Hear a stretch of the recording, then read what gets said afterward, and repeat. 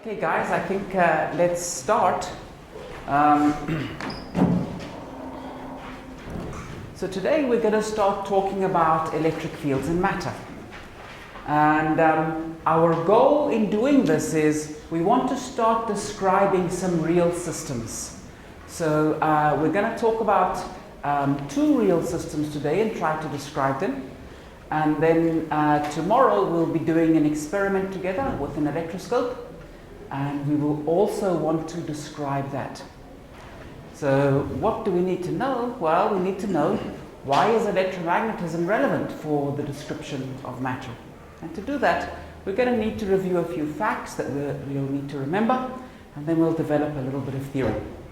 So the first facts that I would like to review is the first one. What's matter made up of? Atoms. What's the structure of an atom? You have a nucleus, which is made of protons and neutrons. And what's the charge of the nucleus? Positive. And we've got a bunch of electrons whirling around that nucleus, right? What's the charge of the electrons? Negative. Good.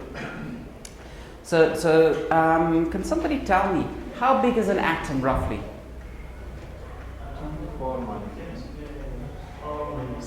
10 to the minus 10 meters. That is indeed roughly the size of an atom. So let's put that down. So I'm going to say the size of an atom, our atom, is about 10 to the minus 10 meters. Now, let me just make one comment. We're going to use these numbers to perform estimates. The things that we're estimating, we want to know roughly how big they are. So you shouldn't expect that we're going to be doing careful calculations where we model everything very carefully. We want to know how big are the numbers that we're talking about. We want to get an idea of what the physics is. We don't want to build a motor car with these numbers. So we don't need to know them very accurately. We just need to have a rough idea of how large they are. And this is what we're going to be using these numbers for. So if we think about 1 centimeter cubed of some substance, okay? So in 1 centimeter cubed, so this is some tiny volume, that would be 10 to the minus 2 cubed meters cubed, which is 10 to the minus 6 meters cubed. We can ask ourselves how many atoms there are. Okay. Now from this size over here, we can say the volume of the atom is about 10 to the minus 30 meters. Okay. And what that means is, in 1 centimeter cubed, we have roughly 10 to the minus 6 over 10 to the minus 30. So I'm taking the volume of our 1 centimeter cubed of substance and I'm dividing by the volume of an atom to learn how many atoms there are. It will be about 10 to the 24 atoms. That's a huge number. It's so large, in fact, that even if each atom does very, very little, so each atom's interaction may be tiny, we will still see a macroscopic effect. And the reason why we'll see a macroscopic effect is because so many particles are participating. So in electromagnetism, when you see something macroscopic, it's not because one particle is doing very much, it's because there's a huge number of particles which are each doing a little bit.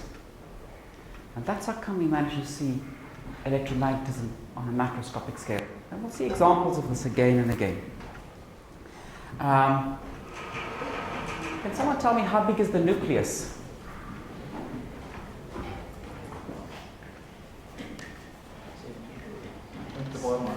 Ten to the minus 15 meters. So how small is the nucleus compared to the atom? About 100,000 times smaller. it's about 100,000 times smaller than the atom. And this is also telling us something. You have this atom in the middle, and way, way, way out there, there's an electron moving around. If I apply an electric field, that electron that's floating way out there, that's going to be the thing that moves the most. That electron floating way out there is the thing that the atom holds onto the least strongly. So if we apply an electric field or magnetic field or whatever, the electron that is affected the most is the outermost electron. So when we start to do calculations, we will always assume that it is only the outermost electron that is affected. Okay? Everything else, the inner shells and so on, are all close to the nucleus. It's that last electron that's far away from the nucleus, and that's the guy that does most of the interacting. So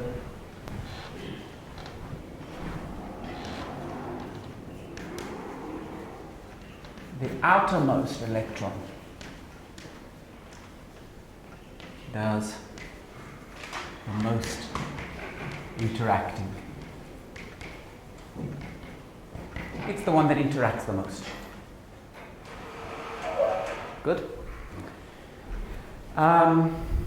Let's talk about masses. How heavy is the neutron compared to the proton? Roughly the same size. Absolutely. So the mass of the neutron is about the same as the mass of the proton. How do these compare to the mass of the electron?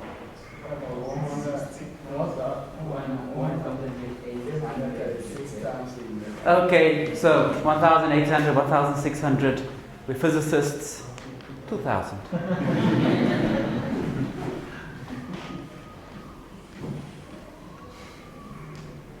That's 2,000 times the mass of the electron. The electron is much lighter. So now what have you got? You've got this picture of the atom. There's the nucleus. There's this electron that's way out there that's being held onto the least tightly, and it's much, much lighter than the stuff sitting in the middle. So if we apply an electric field or anything like that, it's only that outermost electron that's going to do the moving. Okay? And we'll use that when we do calculations. At some point, we will also even need to know what is the mass of the electron. So what is the mass of the electron?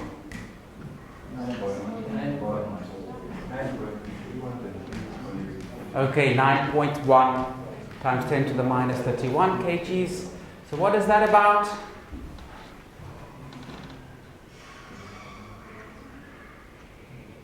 It's about 10 to the minus 30, right?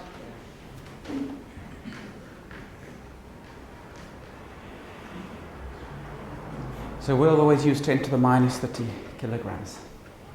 What is the charge of the electron? Minus 1.6 times 10 to the minus 19 coulombs.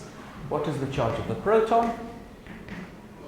Plus 1.6 times 10 to the minus 19 coulombs. What is the charge of the neutron? 0. The neutron doesn't have a charge. Good. Great. So those are the numbers that we will need to use, and we'll use them again and again when we're doing calculations. The next thing is, let's talk about some of the building blocks that we have for matter when we want to model things.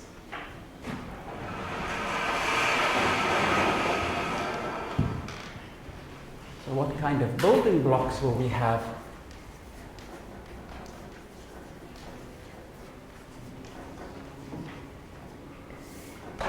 Well, if you have something like, say, a proton or an electron, you would model those as a point charge.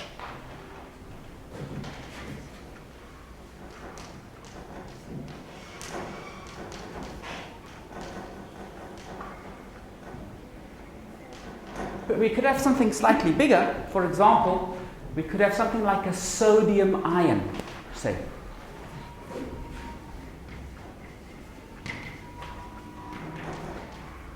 So what would a sodium ion have? It has 11 protons and 10 electrons. So it's lost 1 electron. The sodium ion has a net charge of plus, and we would again model this as a positive point charge.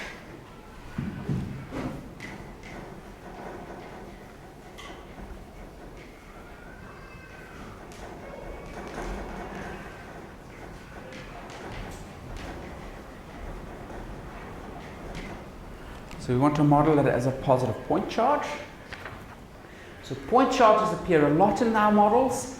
Another thing that will also appear is a dipole. So if you have something like a molecule,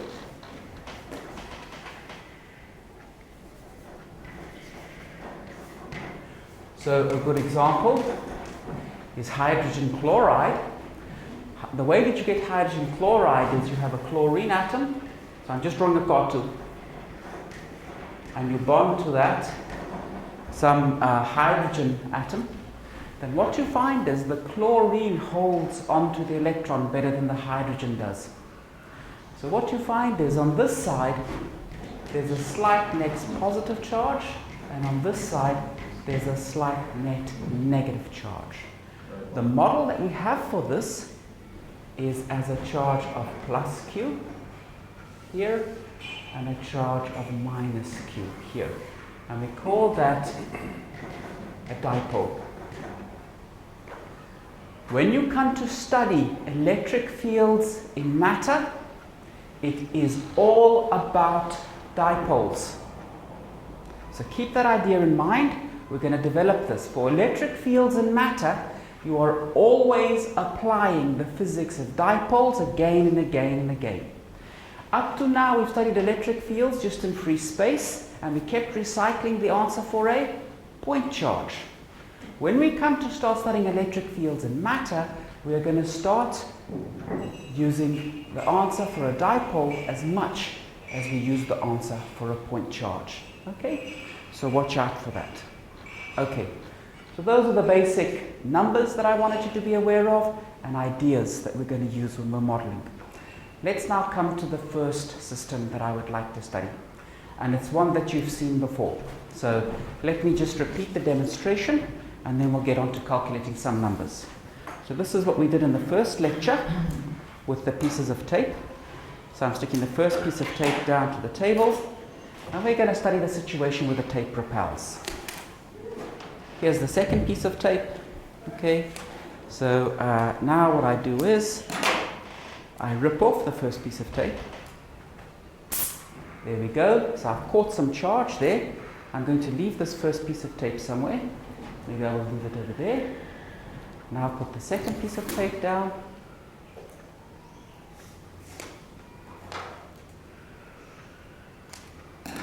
Again, I will rip off the tape to get some charge.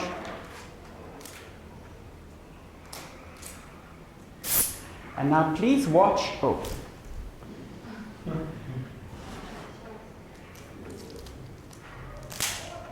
Okay. So let's put this back. There was a bit too much charge on that one. So we'll stick that one there. And now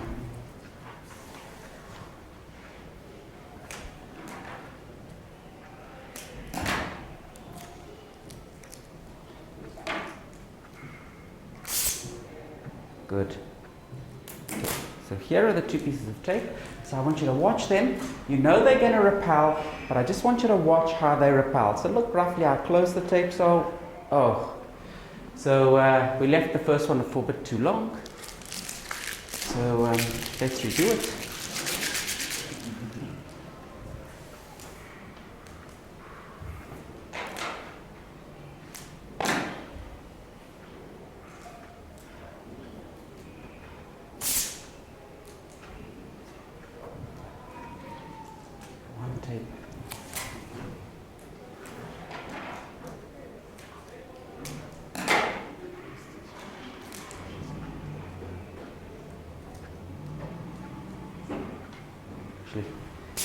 You know, so the other thing that may be going on, okay, so today is quite a dry day, right? That's why we're picking up so much charge. If it was slightly wetter, these wouldn't be picking up so much charge when we rip them off, okay? Now, I'm not going to use that piece of tape again that's stuck to the leg, and I'll tell you why. One thing that may be happening is that leg is a conductor, so it may happen that the charge is being dissipated when it touches that chair leg. So let me rather stick it there, where it will hit wood, and good. Let's take this. Here we are, and here we are. Now we bring the two of them close to each other, and you can see they're repelling, okay? So here the laws of physics do work. So just watch how they're repelling, because just now we're going to want to do some calculations. Now, what I want to calculate is how much charge is there on this tape when it's repelling, okay? Before we start, I'd like to get some guesses. Can someone tell me how much charge they think is on this tape? A coulomb? Half a coulomb? Come on. Okay, guys. It's not like you say to me, we think it's half a coulomb, and I say, that is so wrong, I'm telling Ixan right now to remove your bed from your room. That'll never happen. If you guess the wrong number, it really doesn't matter. So let's get some guesses. Some brave person, let's start off the guessing. How long is the tape? How long is the tape? Oh, let's say 20 centimeters.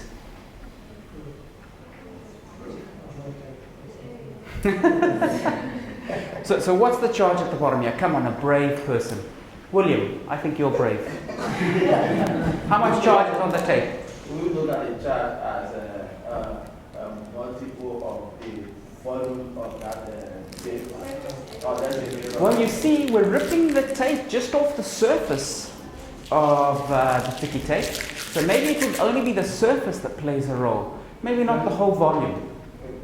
Just maybe 1 coulomb. How much? 1 coulomb. 1 coulomb. Okay, so let's put down some estimates. So one estimate is 1 coulomb. Thank you, William. Who thinks this is too small? Do you think it's too small? How many coulombs would you say, Tyler?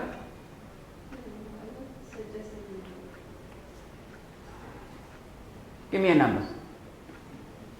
2 coulombs, 10 coulombs? It's too big. You think it's too big? Yeah. About 2 microcoulombs. 2 microcoulombs. Okay?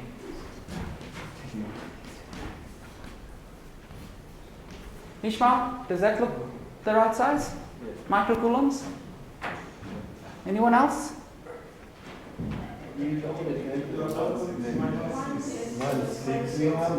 Minus?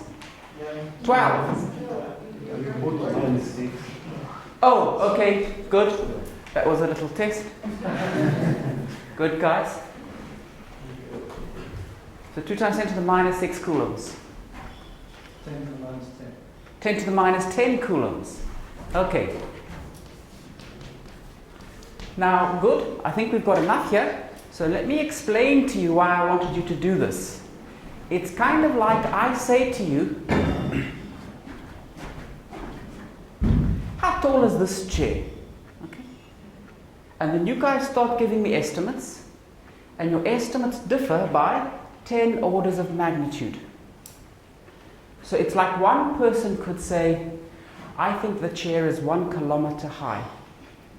And someone else says, no, that's too high. It's actually 1 micrometer high. Those are how different your estimates are. Okay?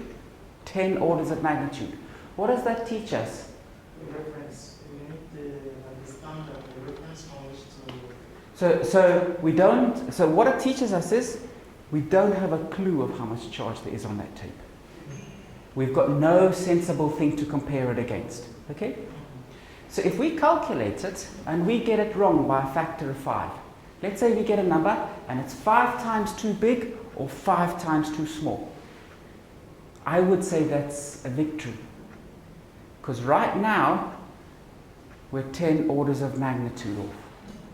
If we can get to the point where we know within 1 order of magnitude, then we've got a good idea how big are the numbers that are involved. So when we calculate what charge is on this tape, we're not trying to get a very accurate, precise number. We're trying to get some idea of how big the numbers are that are involved. Okay? How big is the charge? So that's what we're going to try now. Now, how are we going to do it? Well, we are going to think about the forces acting on the tape. Okay?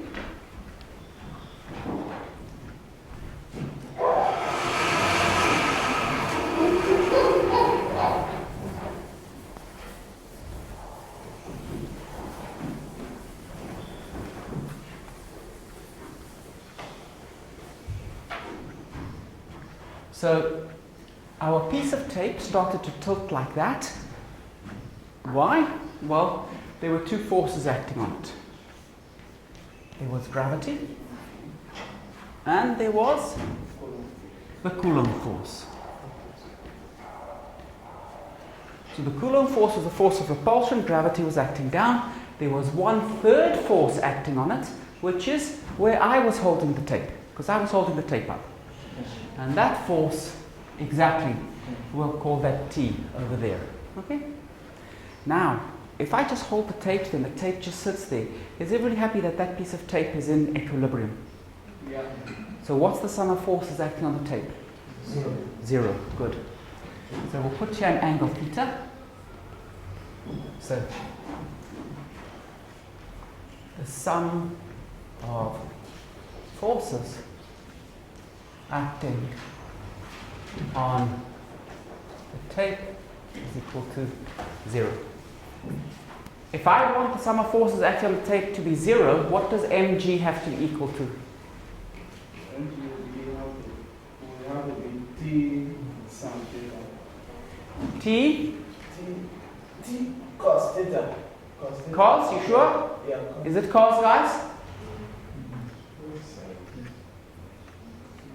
What's an easy way to tell that it should be cos?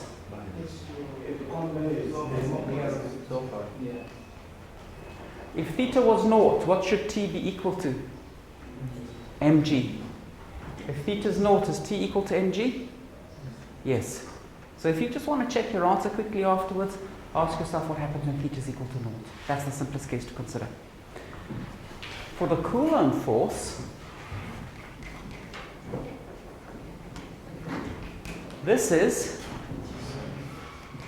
1/4 pi epsilon naught r squared, and then we will get the charge on each tape squared, and that's what we're trying to estimate. Okay, and this will be equal to T sine theta. Good. Now, by thinking about the tapes, we can estimate how big was theta. We can estimate what was the size of the mass of the tape. So actually we know mg and theta. 4 pi epsilon naught we know. We can estimate how far away were the pieces of tape when they started repelling. And q tape squared we don't know. So the things that are unknown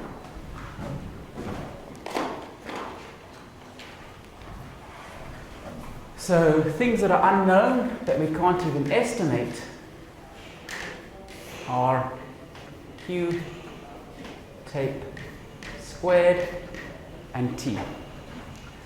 I can eliminate t.